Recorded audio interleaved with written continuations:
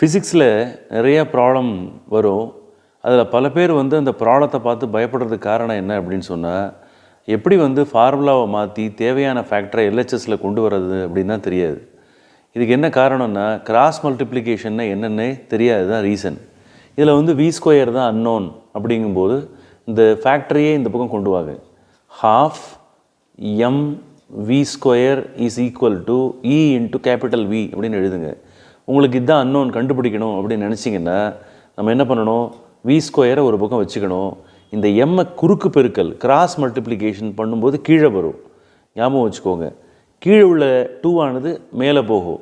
அப்போ 2வை மேலே கொண்டு போங்க, அப்போ 2ev வரும். இந்த பக்கம் எல்ஹெச்எஸில் உள்ள எம் ஆனது கீழே வரும். இப்படி தான் கொண்டு வரணும். இப்போ நமக்கு 2 பக்கம் ஸ்கொயர் ரூட் எடுத்தால் ஆட்டோமேட்டிக்காக ஃபார்முலா ரெடி. இந்த கிராஸ் மல்டிப்ளிகேஷன் தெரியாமல் நீ ஃபிசிக்ஸில் ப்ராப்ளம்